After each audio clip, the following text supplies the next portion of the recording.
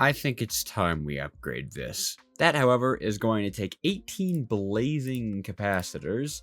And as you can see, blazing capacitors need blazing crystals, and hardened capacitors, which need energized steel, and basic capacitors, which needs this, and this, and this. It's so much larimar. I think it's like 400 larimar?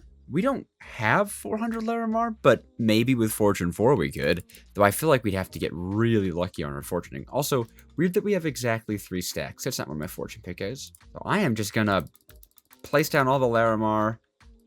I don't want to complain about the rain, because every time I complain about the rain, I get comments that are like, you can turn the rain off. And it's like, no, I know I can turn the rain off. It's just funny to me. I just want to comment on it. It's every time at the start of the video. For some reason, that is just when it rains in my world. So I'm not complaining.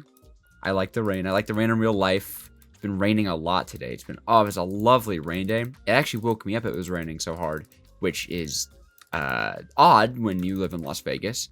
So even though I was up way earlier than I wanted to be, I still got up and I took my walk in the rain, and it was so nice. I got really cold rainwater in my socks, but it is all right. Definitely a good way to wake yourself up. Cold water in your socks if you just really need to wake up super fast and super unpleasantly. Oh man, I really hope we get all the larimar we need from this, because it would be really sad to burn all of our larimar only to find that it wasn't enough. Alrighty, 400 larimar, pretty please. 413. Oh, right on the money. You know what? I haven't even explained why I want to upgrade our reactor. I didn't even say welcome back to the video. So welcome back to Vault Hunters 118. Let's avoid that creeper. And the reason is because these guys take up a ton of energy. I got a great suggestion to take all of them down to speed 7 out of 8 and energy 8 out of 8, because the speed difference isn't that noticeable, but it halves the amount of energy they require, which has been really helpful. This guy I'm keeping at a very low speed because it takes so much energy. And this guy takes up a ton of energy to produce hydrogen and oxygen, and this guy takes energy. So everything is taking up a lot of energy. And as we expand our refined storage network into different parts of the world, that's taking up a lot of energy. And so I just think that we should upgrade this to a blazing reactor, since it's going to take that generation factor of 2.5k to 10k, so it's really, really worth it. I do eventually want to get the mechanism nuclear reactors up and running, but honestly, the reason I haven't is mostly just because of the process. It's a massive, massive process, and I mean, it requires echo gems and 14 knowledge stars that I don't have, and good lord, is the knowledge star grind not what I want to be on right now. And speaking of grinding, let's do this for a long time. Oh, and I messed it up. Boring footage. Boring footage. Important boring footage where I craft a lot of capacitors and blazing crystals and energized steel. Boring footage. Boring footage. Well, there we go. That has left us with a whole 200 larimar. Okay, so it didn't cost as much larimar as I thought it would for some reason. Hey, I am not complaining. This was not cheap. I don't want to give the illusion that this was cheap at all, but it is nice to have spent less larimar than I was expecting. And now we can boop the old one and suck it all back up and craft this guy down up into a blazing nuclear reactor. Powah is so cool. In you go, buddy. Ta-da! Oh, right. I turned all my uranite into uranite blocks because, yeah, you can see we have a lot of uranite after our big mining trip last episode. And now, ta-da! There we are. You love to see it. And we get to watch the very satisfying reactor build itself. No, I'm not even going to try to turn this thing into a niotic. That is going to cost way too much. Where are we going? This way. Oh,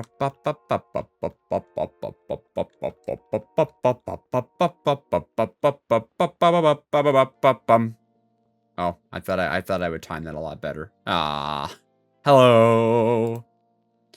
Here's your food and your water. Yay! What's our generation factor? Oh, it's generating 9.5k. Okay, so it's not a perfect generation factor, but that's pretty fast. I'm going to turn auto mode on so it'll stop when it's full and only generate when it's at 70%. Why is our generation factor dropping? What? Stop dropping. I know the generation factor would be better if I use dry ice, but the only way to get dry ice is to do this recipe, so that's absolutely not happening. But oh my gosh, it's not generating very fast. Maybe I will make some dry ice. No, I have to resist. But maybe. No. Yes?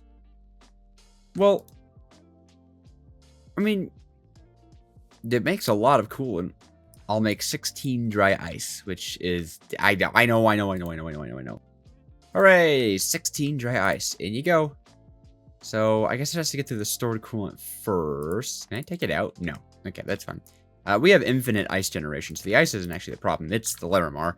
Stack of larimar making 16 dry ice. I hope it's worth it. I guess we could test if it's worth it by running something through our ore pentupler. You know what? I just expressed a desire to get into mechanism generators, so why don't we make a ton of uranium, which we have an absolutely obscene amount of. And these guys are going to go on into the system and take up a ton of my power, because these machines, yeah, they're pretty expensive machines. Ooh, crazy stuff happening here. Oh yeah. And then all of this goes right into this double pouch. Probably actually shouldn't have it go into the double pouch, but I'm gonna leave it there for now. Okay, these guys kick on. Okay, so we've got a ton of machines running, and that should mean these guys, yep, they're draining. That is draining. The power grid is now gonna drain because there's a little power grid. All these machine wires and stuff. Ooh, that is draining fast. Okay, so we're still not producing more power than we're using, or at the very no. At the very least, I think the reactor kicks in once the power grid loses power, right? Because this, yeah, that's not pulling. It's being pulled from here. So once this starts to actually take the drain, the reactor should kick on. So I wonder if we'll be making more or less. Interesting. Hold on. Is it hold? Wait, are we holding strong? No, because that's losing power. Well, perhaps maybe it'll last longer. I don't know. And next up, very important, new cat names. Finally got a tuxedo cat for Godus, or, well, I mean, as close to a tuxedo cat as I think Minecraft has. And I have the name suggestion Gomp, which we will give to this white cat. So Godus and Gomp. And then, of course, we also have Crookshanks, who's been waiting. So we got to move these kitties over to the animal sanctuary. Hello. All right, Crookshanks, you feel like a mushroom cat to me. There you go. Gomp. Gomp, why don't you hang out with me? Oh. No, don't hang out in that cage. Jeez. You know, Maurice belongs in the cage. Today, Maurice ran into the garage and wouldn't come out of the garage even though it was cold. So I had to say, but I know my cat, all right? He's a little anxious. He doesn't like being alone. So I just shut the door and immediately he was like, oh, I don't want to be here. And okay, so Godus is it? I don't know how to pronounce this because Godus is Swedish for candy. So I feel like Godus should be on top of the cherry blossom tree. A little hard to see. No, not really. You gotta back up, but I like that because it's like candy, and cherry blossom trees remind me of candy. What's this? A new filter for refined storage. Oh, catalyst filter, because I want to get back our larimar. We do have plentifuls. Okay, so chunky mobs, that's not too bad. Wild sucks. Furious sucks. Draining, not bad. Trap, not bad. Voiding, quite bad. Now, I definitely want to see if we can, like, save some of our plentifuls for a mine room, but I'm thinking if we play our cards right, smack a bunch of plentifuls onto a crystal, and run like a hell around the vault, maybe we'll find a lot of ores. We'll take the worst ones then. We'll take, like the wild... I don't know if I want to go wild furious, though. Maybe I'll go... 2 wild, 1 trapped, and we'll try the draining, and we'll leave chunky mobs furious and voiding, I don't know, for potentially like a mine room run, because it's an omega room, you know what I mean? I don't know. I'm hoping this isn't a waste. Probably not. Probably not. Gonna start with the nicest ones first, I think. So we'll get a little draining on that. Oh, there goes the anvil tower. Give me another draining on that. Only 5% instability. Trapped isn't too bad. 2 wilds, huh? Oh, it's exhausted. Wow, that's really unlucky. Yeah. Okay. Well, 3% plentiful, or 3 times plentiful rather, not 3%. That exhausted very quickly. Let's get prepped for a vault run. Oh, how could I forget? I almost forgot. We can make another relic. Yes, we're gonna want that. Yeah. We can make the, what is this? The elemental relic for another 30 seconds in the vault. That's the elemental relic. Ba-bam! Sweet. Alrighty, 3 times plentiful should be fun. Got our ore pouch, got our the random Blex pouch, or this. Our gear is looking okay. Do I have a magnet? Good. Alright, let's do this. Alrighty, the goal here is pretty much exclusively to find ores. And not, yeah, okay. Not chromatic iron ore, although, does plentiful affect that? Kind of looks like it does. Because that's a lot. That feels like a ton of it. All right, that's pretty cool. Now you know.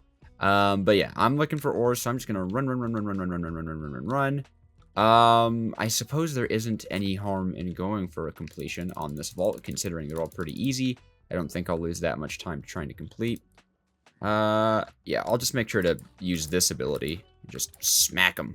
Oof. For those of you who don't know, you can tell when you're in an ore common room.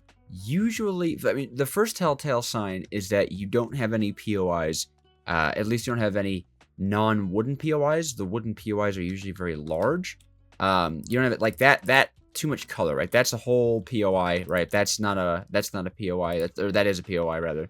So you're not gonna have an ore room with regular POIs in it, right? You're gonna have these like wooden, almost mine room looking ore structures or wooden chests, right? So that's one thing. If you find like if the top or the bottom is nearly empty, that's usually a really good indicator you're in an ore room. It's an unfortunate ore room because you have an empty layer, but ore rooms can be a lot more open. Like this could be a mine or ore room, and it is. See? Oh, I'm good at what I do because it's a lot emptier than the other common rooms. Oh, we're so cool. Oh, whoops. Okay, I was bragging about how cool I was, and then I messed that up pretty bad. Oh, yeah. I forgot we upgraded this, what is this, brick hammer, I think? Oh my gosh, it's so big, and all that copiously, and no junk in the inventory because of our new pouch. So cool. And I'm definitely seeing the effect of copiously. There was a lot of ores there. Give me more. Oh, yes, look at all the larimar.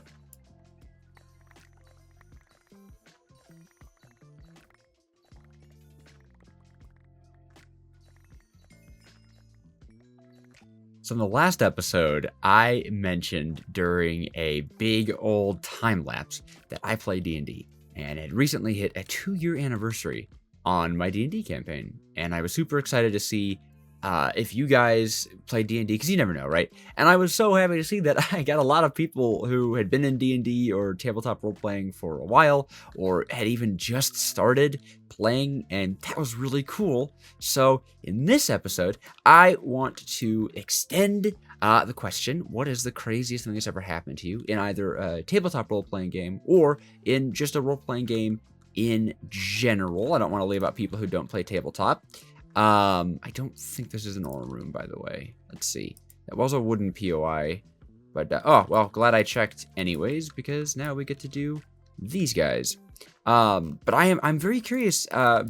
Digital role-playing game, tabletop role-playing games, like, you know, like if something wacky happened to you in like Skyrim or a video game, or your favorite tabletop things, I'd love to hear. One of my favorite like parts of talking to people online about their gaming experiences is hearing those like insane, unbelievable stories, dice rolls or loot rolls.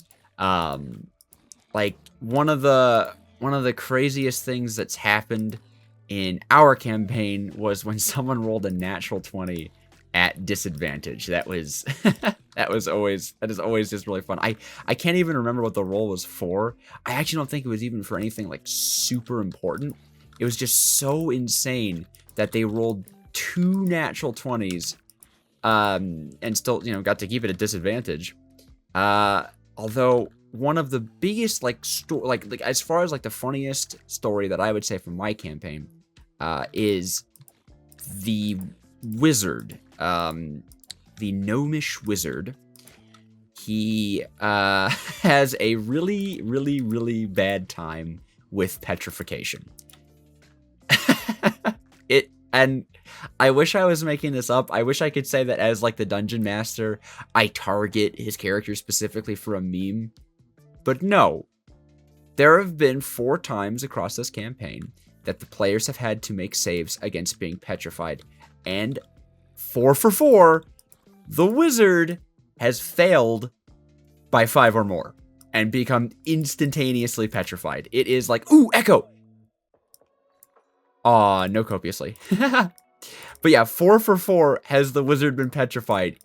And so, I guess last session it wasn't necessarily petrification, but it was entombed in plaster, so it was basically, it was essentially petrification. Just greater restoration wouldn't work on it.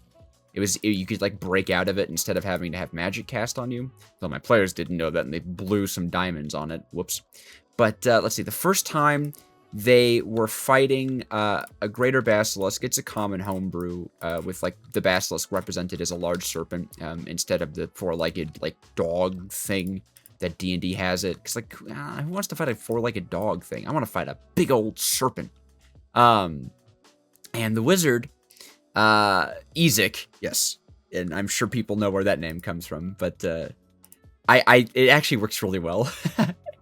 The wizard Ezek, he had shielded his eyes, okay, and desired, though, to cast Fireball on the creature. And I said, well, you need to see a point to cast Fireball. You have to have sight.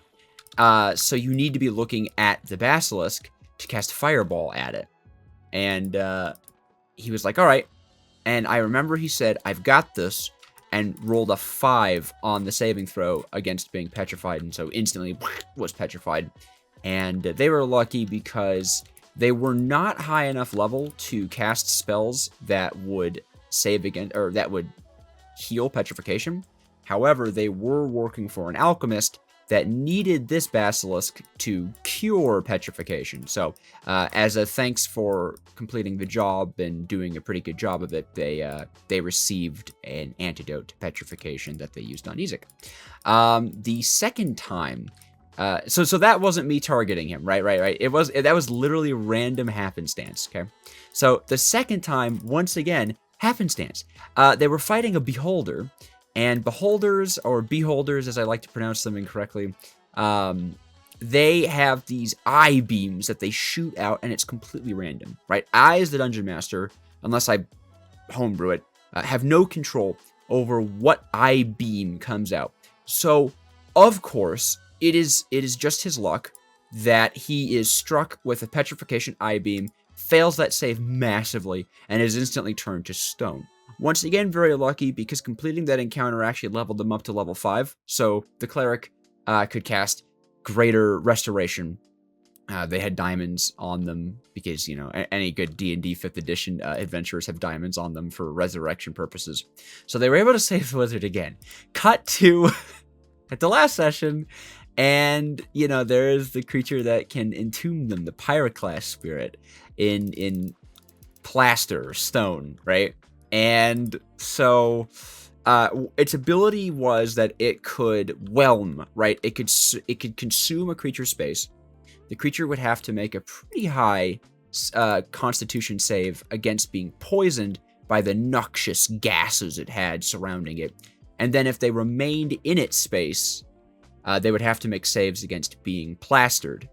And naturally, it whelms Ezek. He bombs the save against being poisoned. Attempts to run away, but it catches up to him and bombs the save on being on being entombed. So bam, 3 for 3. Oh, and also, hello, puzzle room. Back to Vault Hunters really quick. Hello, puzzle room. Oh, goodbye, puzzle room. Yeah, all right, we're doing ores, and that's 2 green pieces. Not happening. So bombs that save. And the big secret, of course, of the fight, I based it off of a phoenix, and phoenixes explode when they die. So my pyroclast spirit, erupted, releasing the last piece of the volcano it had consumed within it. And it explodes, and the big thing about the explosion is you need to make a check against being entombed in the pyroclastic flow, and of course Ezek was caught in the wake of that because it was a whoa. Hey, I am in the middle of story time here, okay? No, I will not die. Yeah, Ezek once again completely bombed the save and was consumed. Was he consumed 4x4? I think he was. Oh, that was such a blur. That night was such a blur. It was such a big session. I'm pretty sure, though, he got consumed. Also, I don't think this is an ore room, but I will take an ore POI.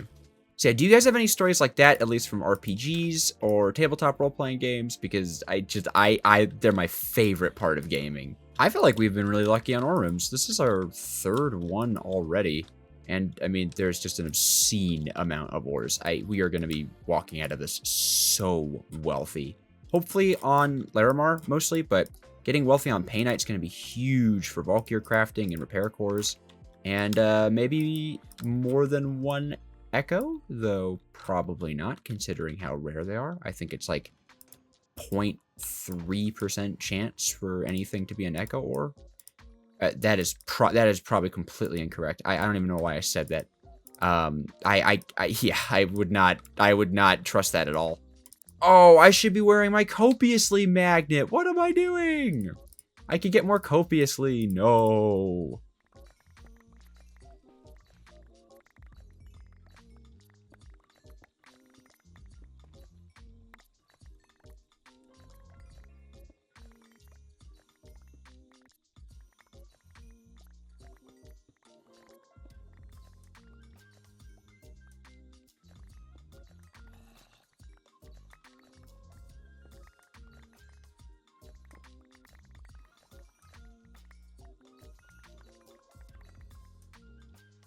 That's trippy. That's the backside of a door.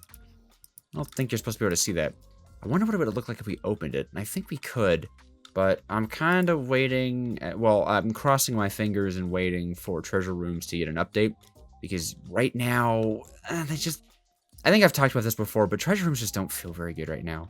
They don't have, like, loot that makes me think 4 echo gems and 8 key pieces. Or is it 8 echo gems? I don't even remember. It's echo gems, key pieces, like, you have to look for them. It takes a while to look for them. They've got, like, and there's so much, like, interesting mechanics surrounding them, and then you open them up, and it's like, hey, do you want a chance for, like, 1 piece of really good vault gear that has a chance of not actually being good? Because, I mean, vault gear is random anyways. It's just like, maybe you can only get, like, treasure, maybe there's, like, specifically treasure room vault gear. I feel like that would actually be a really cool change that the developers could make. I don't know how easy it would be to make that, but I know, like, abyssal gear, if you don't know what abyssal gear was, in the SMP edition of Vault Hunters 118, they had this test feature that didn't make it live because they wanted more time to cook it. But they had a test feature where you could have special vaults, abyss vaults, that would get harder and harder and harder as you went. But you could get a special gear, abyss gear, that would roll like an additional modifier as an implicit or something. So maybe they have something like that for treasure rooms, like treasure gear, right? Oh, here's an idea. Hold on, here's an idea. Treasure rooms can't be affected by any of the looting things. That's fine. I get that. Actually, I think that's actually balanced, right? Because then it's like, oh, well, I don't want to do treasure rooms until I have a bunch of looting. And then it's like, well, what's a bunch of looting? You know what I mean? So what if treasure rooms gave you special gear that was guaranteed to have really, really, really high values of looting stuff? Because it's a treasure room. You're a treasure hunter, right? So you should be like a treasure hunter in the things, right? So you get like super item rarity or super item quantity gear. That would be really cool. Oh, I'm a genius. I got the thoughts in my brain, man. Also, that is so much XP. Oh my gosh. What? Yeah, 5 chests looted, but 52 painite, 48 beniatite. Is Puffium even in the game? I don't think it is. 100. That's as much larimar ore as we started this episode with. Oh my gosh. I can't believe it. We even got an echo. Wait, did we find every single ore in that vault? I don't know why Puffium's here. Yeah, we found every single ore in the vault.